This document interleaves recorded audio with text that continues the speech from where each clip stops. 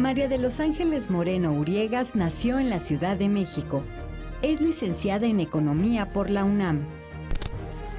Su trayectoria política inició en 1970 en el Partido Revolucionario Institucional, donde ha ocupado cargos como secretaria general del Comité Ejecutivo Nacional y presidenta del PRI en el Distrito Federal. En la administración pública se ha desempeñado como subsecretaria de Programación y Presupuesto de Desarrollo Social y Rural y Secretaría de Pesca, con lo que se convirtió en una de las primeras mujeres en integrar un gabinete presidencial en 1988.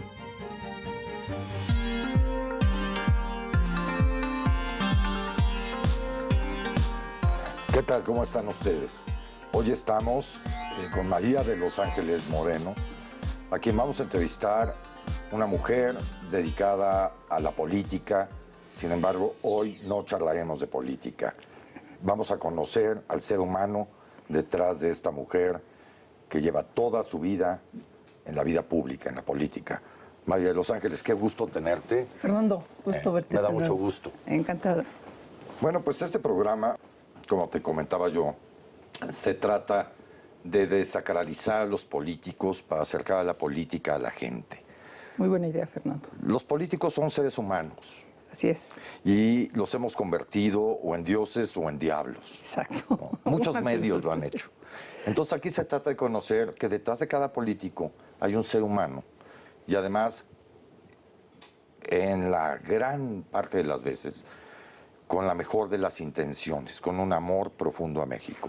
Así es. Yo te conozco a ti hace muchos años, nos ayudaste con el tema de la Marcha Blanca, en el Consejo Ciudadano. Te conozco desde antes, ¿no? Sí, siendo legisladora, en fin. Y la verdad es que siempre he tenido muy buena opinión de María de los Ángeles Moreno. Platícame, ¿cómo fue tu infancia? ¿Naces en el Distrito Federal? Nací en el Distrito Federal, en la colonia de los Doctores, y muy pequeña me llevaron mis padres a Coyoacán, a la casa paterna, que ahí está todavía. Mis padres murieron apenas en 2013, longevos, 92 y 96. Qué maravilla. Qué maravilla, hasta el final pudimos disfrutarlos, mis hermanas y yo. Mi papá solo produjo niñas, Ya. ni modo. El único varón murió muy pequeñito, entonces fuimos 3 mujeres. Y una familia, yo diría que feliz, él médico, ella también. Mi madre siempre dio ejemplo de perseverancia, de fortaleza, cuidaba a marido, que era un poco latoso, como casi todos, hijas y trabajo. Siempre ejerció la medicina. Mi padre también muy social. ¿A ti nunca te dio por estudiar medicina? Pero por supuesto. También a mi hermana Patricia, ella quería estudiar medicina y tenía más vocación que yo. ¿Pero qué crees que dijo mi padre? Que no era machista, no.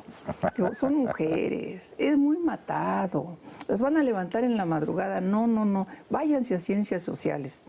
A mí me fue bien. ¿Te fuiste a economía? Me fui a economía, Claro. Sí, por lo menos la parte viva, distribución del ingreso y que la gente viva bien, por lo menos eso me contaron. Soy de esas economistas que se la creyeron, Okay. Era para que la gente viviera mejor y los bienes alcanzaran. Que dicen que los economistas son aquellos que dan explicaciones a todo lo que dijeron que iba a suceder y dan explicaciones de por qué no sucedió, ¿no? Claro, Sí. y siempre tienes una explicación. Es que yo calculé el promedio. Claro. Y el promedio, pues resulta que acá ya significaba 3 metros y acá significaba medio. Claro, Se ahogó claro. el pobre cuate que confió en el economista. Sí, sí. Así le pasa a veces a la economía. Entonces, eran solo hermanas. ¿De qué jugabas cuando eras niña? Bádminton, yo era muy deportista, Ajá. muy deportista. Bádminton, que me enseñó a jugar mi papá. Mi papá fue campeón de natación, de básquetbol, de raqueta, de bádminton. Entonces procuró que sus hijas aprendiéramos a nadar y aprendimos a nadar. Y yo aprendí, especialmente era la mayor, soy la mayor todavía. Espero no dejar de serlo, porque si no quiere decir que me muero. No. Eres una mayor muy joven. Eso, muy bien, Fernando, claro. Entonces jugaba mucho bádminton, pero por supuesto la calle donde vivíamos tenía piso de tierra, no estaba pavimentado. Imagínate, era aquella época en que ir a Coyoacán era como ir a un día de campo lejos. Claro. ¿No? Mi papá tuvo mucha visión, construyó enfrente del Country Club lo que hicieron fraccionamientos, un terreno de 1000 metros con un jardín precioso que sembró mi madre. Ramita por ramita de pasto de Cuernavaca, y me acuerdo con su dedito y sembrando. Y antes de eso sembraba maíz. y comíamos elotes toda la familia. Qué maravilla. Bueno, pero entonces yo salía a jugar canicas, trompo, valero, tacón, cualquier cantidad de juegos. Tacón, hacía mucho que no Claro. Claro, por supuesto. Con los Oye, vecinos. ¿y viajabas en camión? Sí. Sí. Viajaba en camión y en aquellos tranvías maravillosos, primero amarillos, luego cremitas. Sí, así, cremitas. ¿no? Pagaba mis 30 centavitos. 35 centavos. Sí, 35.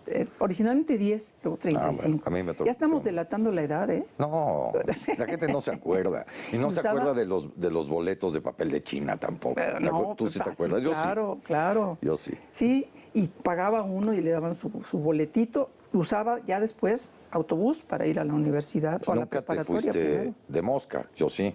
Tú sí. Tú no. A mí no me dejaban. No te dejaban. No, a mí tampoco, pero bueno.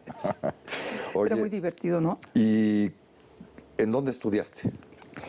Siempre fui a escuela pública, afortunadamente. Mi padre era, ¿cómo te digo? Pues un tipo con una orientación muy social. Creyó mucho en las instituciones, formó instituciones. Él fue creador, junto con otros más, por supuesto, del Seguro Social, posteriormente del ISSSTE.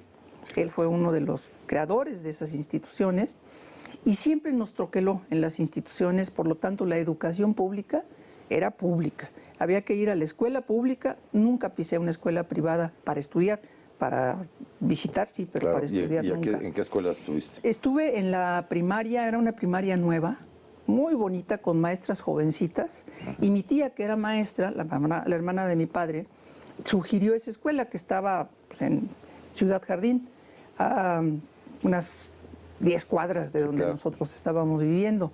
Era una escuela nueva que se llama Estatuto Jurídico, ahora ya no es nueva, por supuesto. Y después de eso fui a la secundaria 34. Yo quería ir a la 13, que entonces era mixta. Ese año le cambiaron lo mixto y pusieron una de mujeres y otra de varones, con gran enojo por mi parte, porque decía, bueno, la realidad es que somos niños y niñas, ¿por qué Claro. nos separan? Claro. Pero total, me tocó la 34, uno de cuyos profesores de música, Martín del Campo, todavía lo recuerdo. Eso te iba a Selló mi preguntar. vida. ¿Qué maestros sellaron tu vida? En mi caso fue uno de civismo y uno de historia, ¿no? En mi caso fue una profesora de literatura y el maestro de música. El maestro de música nos ponía a escuchar, se llevaba su tocadiscos, su disco, música clásica y nos ayudaba a identificar. Nos ponía las fotografías de los diversos instrumentos de la orquesta. Identificar qué A instrumentos. identificar, a ver, ¿cuál está tocando ahorita? ¿Cuál Como está Pedro tocando? y el Lobo. y Como cosas por el Pedro y estilo. el Lobo, esa típica, Ajá, típica, claro. esa siempre nos la ponía, ¿sí? Y nos hacía cantar. Yo siempre formé parte de un grupo coral, me gusta mucho. Ahora ya la garganta no me ayuda con esta ciudad tan contaminada, Pero estoy yo sé que ronca. cantas. Me gusta mucho cantar, ¿sí? ¿Y cantas con mariachi? Canto con mariachi, canto con el güiro, canto con los cuates. En la regadera. En la regadera, Por por supuesto. supuesto, claro que sí. Y además, ¿qué otra cosa además de cantar te gusta de arte? La fotografía. Yo tomé fotografías un largo tramo de mi vida, antes de que estuviera demasiado ocupada. Tenía mi laboratorio, mis lentes. cuarto de revelado. Por supuesto, sí. Qué sí. padre. Ya cuando todavía se usaba, así que se sacaba así cómo se iba viendo. Sí, ahí en la charola. Sí, en la charola, exacto. Y luego colgabas las fotos en su ganchito. Efectivamente. Sí. Ese fue la música, la fotografía, la lectura. La lectura. Mis papás fueron muy hábiles, Fernando. Nunca nos obligaron, nos ponían al alcance las cosas. Entonces nos ponían los libros así bajitos, lo que querían que leyéramos, luego la siguiente, luego la siguiente. Un día que me vieron con el Decamerón en la mano, bueno, pusieron el grito en el cielo. Me había subido un poquito más ¿Qué de edad tenías? edad. Tenía yo como 12 años. Sí, no. No Me era, lo no. quitaron. Claro, claro, claro. ¿Sí? Alguien comentó sobre los cuentos peregrinos, ¿no? Sí. Que había que prohibirlos hace unos cuantos años, ¿no? Imagínate. Yo creo que a los niños hay que darles todo, pero también hay que saber qué darles. El de Camerón para una chica de 12 años. No, obviamente no. Obviamente no. Pero había yo empezado con toda naturalidad. Insisto, me brinqué del estante que estaba puesto en un nivel. Y me vio mi madre. ¿Qué estás leyendo? Pues esto. No, hijita, eso no. Y me lo sustituyó.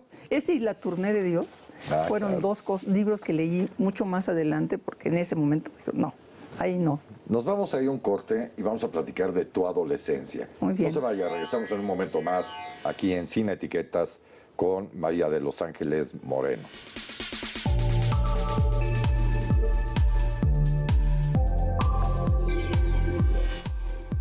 Continuamos con María de los Ángeles Moreno Uriegas, diputada local de la Asamblea Legislativa del Distrito Federal, PRI.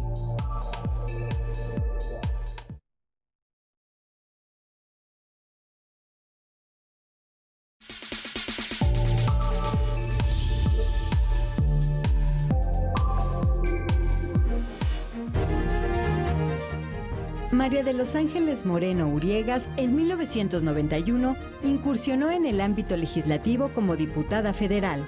Participó en 5 legislaturas y llegó a ser nombrada presidenta de la Gran Comisión en ambas cámaras. También fue profesora en la Escuela Nacional de Economía de la UNAM. Por su trayectoria y aportaciones a México y el mundo, ha recibido diversas condecoraciones, como la Orden de la Legión de Honor, otorgada por Francia, la Orden al Mérito, por parte del Gobierno de Portugal, y la Orden Manuel Amador Guerrero, concedida por Panamá.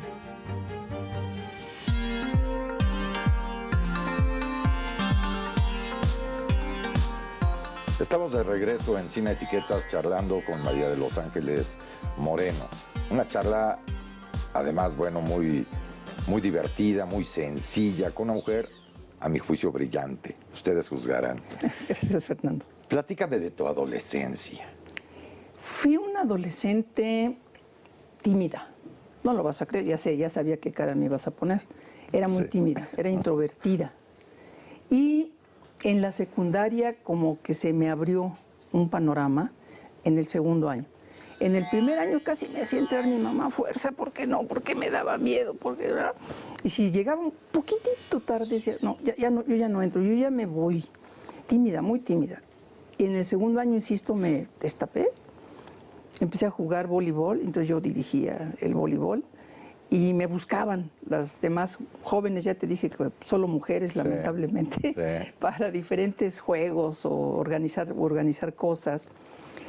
Sacaba buenas calificaciones, okay, y papá se enojaba si yo llevaba 10 en conducta. Decía, pero ¿qué te pasa? Eres retrasada mental. ¿Cómo 10 en conducta? No, 7 en conducta, 10 en matemáticas, en literatura.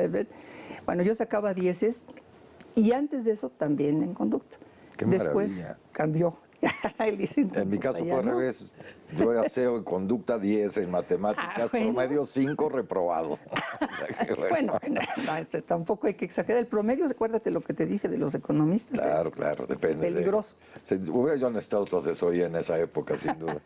Oye, ¿qué hacías para divertirte cuando eras adolescente? ¿Ibas a fiestas? Íbamos a tardeadas. Que era lo que se estilaba. A kermeses también había. A kermeses, ¿no? A lugares donde tocaban algunos amigos míos la guitarra, diferentes instrumentos, cantábamos.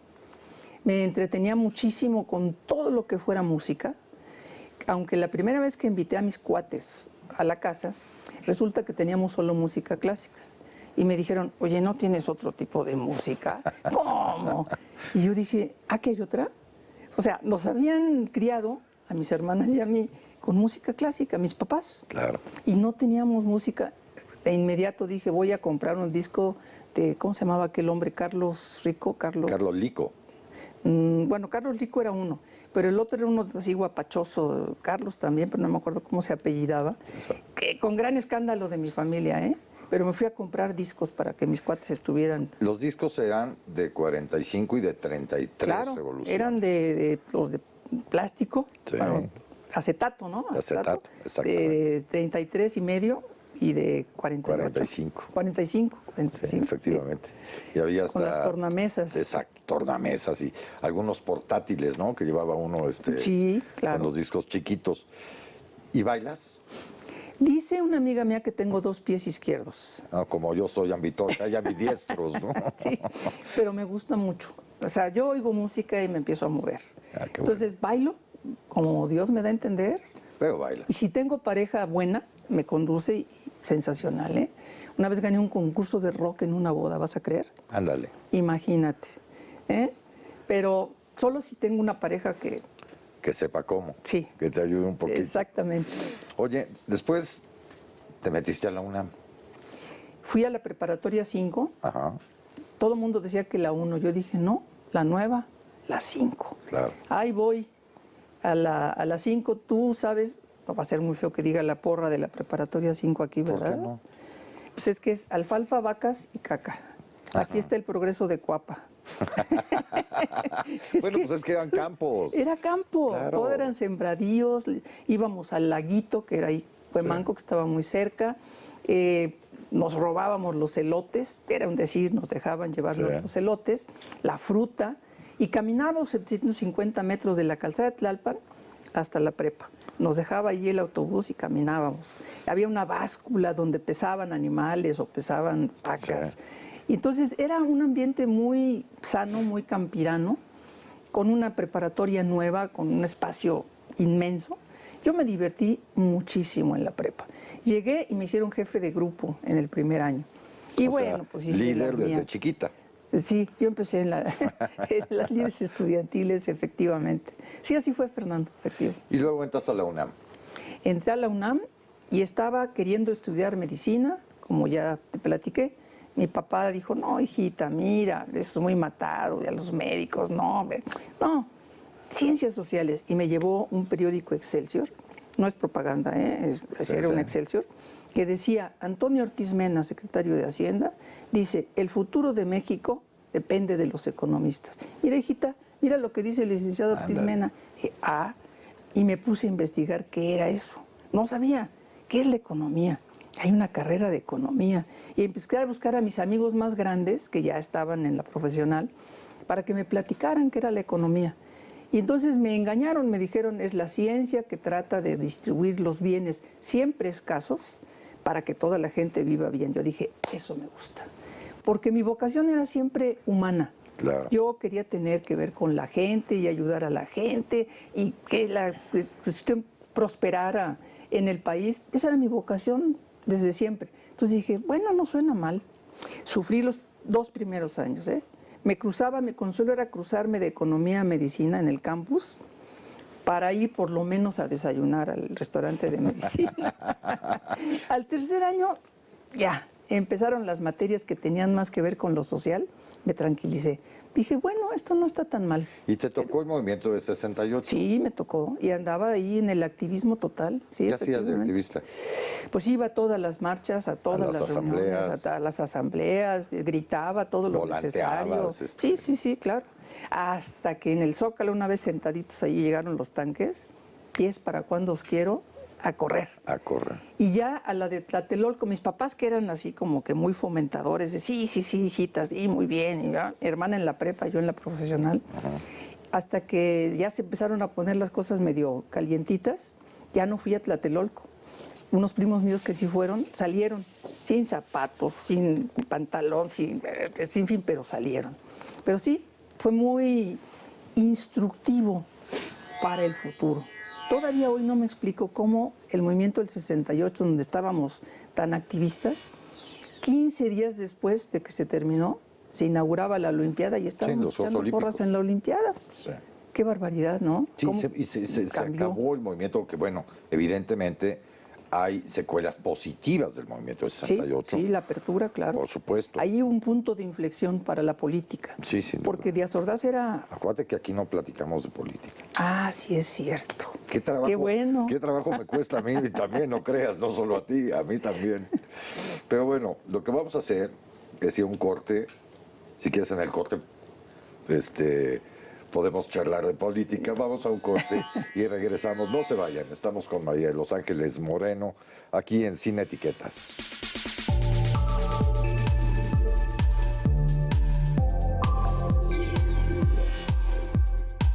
Continuamos con María de Los Ángeles Moreno Uriegas, diputada local de la Asamblea Legislativa del Distrito Federal, PRI.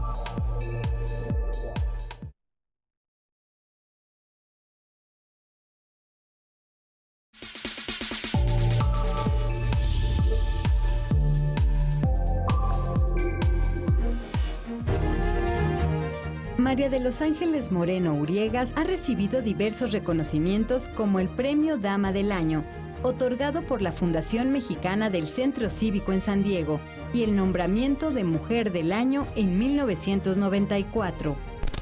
Es autora de libros como Evolución de la Deuda Pública Externa de México, 1950-1993, y contribución al análisis del estatus jurídico del Distrito Federal. Es diputada local de la Asamblea Legislativa del Distrito Federal.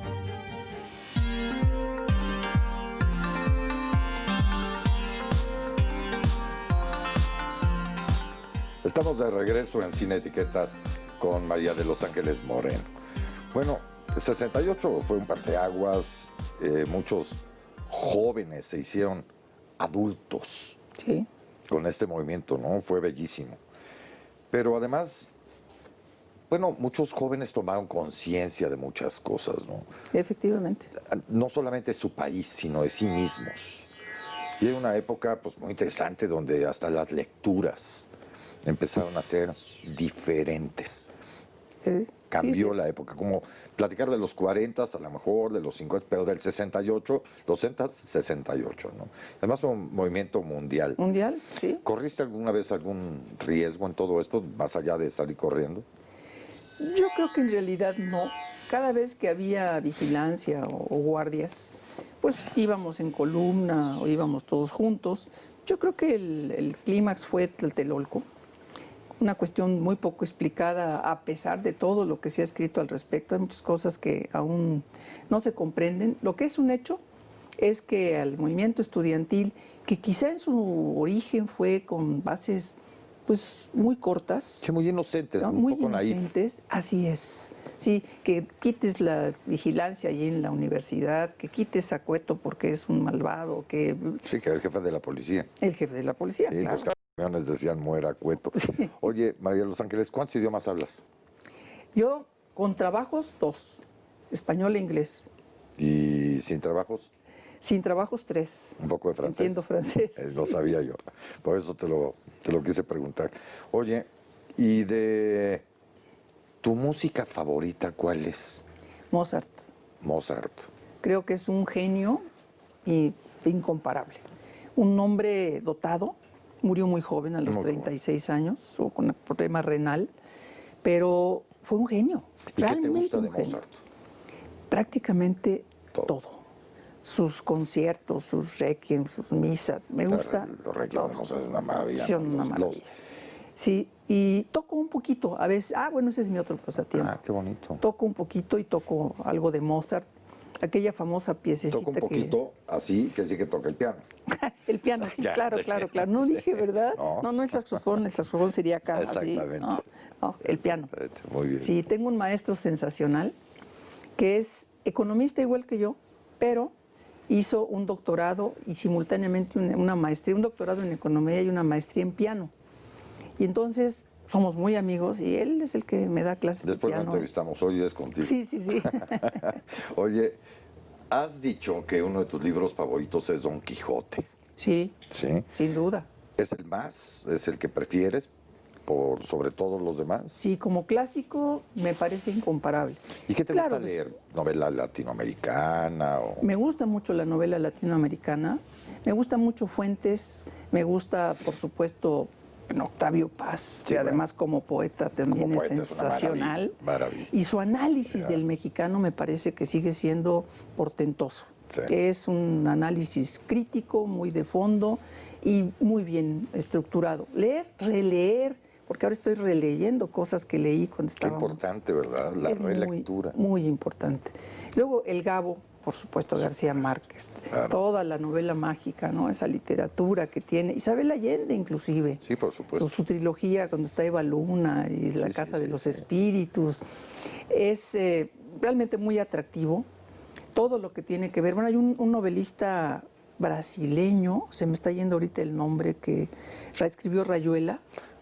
Que Rayuela es Cortázar. Cortázar. Y argentino. Argentino, claro, no brasileño. El brasileño es otro, sí. Cortázar. Sí. Otro, grande. Maravilloso. Pero entre los clásicos, yo creo que Cervantes es incomparable y El Quijote sigue siendo una obra maestra. Una obra maestra, sin duda, sin duda. ¿Qué personaje admiraste o admiras? En su momento, admiré a Mozart y sigo admirándolo. Sí. Gran creador que escribía, ¿sabes que nunca borraba? Nunca tachaba, de principio a fin. Sí, yo estuve en Salzburgo, en su casa, y viendo las partituras, es impresionante. Increíble, ¿no? Mozart, como músico, desde luego Beethoven, que es un gran estructurador de la música, en filosofía Ortega y Gasset. Maravilloso. Ortega y Gasset. Yo soy yo y mi circunstancia. Claro, claro. Compendia. Sí, sí. Me interesó mucho el doctor Gustavo Vaz como médico político. Sí. Gobernador de su estado a los 18 años con Zapata y luego otra vez gobernador a los 50 y tantos del Estado de México. Me parece que era un tipo muy interesante, muy inteligente, muy centrado. Secretario de entonces Salubridad y Asistencia. Sí, claro. Mi padrino, por cierto. Fue mi padrino de bautizo? Mi padrino de bautizo. Fíjate, qué maravilla. En tu vida, ¿cómo logras equilibrar tu trabajo con tu vida personal? Con mucho esfuerzo. ¿Y qué haces en tu vida personal? Porque en tu trabajo lo conocemos, ¿no? Y además hay una semblanza que se pasó previamente, ¿no? Pero, ¿que en tu vida personal qué haces? ¿Sales de trabajar y qué haces? Voy al cine, me gusta mucho el cine, o al teatro, que me gusta más que el cine, lo cual es un poco extraño en la sociedad mexicana, pero es sensacional. Claro. Ahí se prueban los actores o las actrices, ¿no? Porque no es toda la magia del cine que te pone las pues diferentes cosas de tecnología, ¿no? Esto es tú solito frente al público y pones una puerta que después te sirve de coche. Y entonces, ¿vas al cine, vas al teatro? Voy al teatro, leo mucho. Ok. Tengo formaditos mis libros, sí que quiero leer, entonces saco uno, lo leo, lo termino, lo pongo en otro lado, me voy así. ¿Todos los terminas? Yo digo los que no termino. Solo que sean muy aburridos, pero en general los termino. ¿Eres una mujer de amigos? Sí. ¿Sí? Y con mis amigos lo que hago son reuniones pequeñas de conversación y de música. ¿De tertulia? De tertulia. Esas son las que más me gustan a mí. Sí. Qué rico. Efectivamente.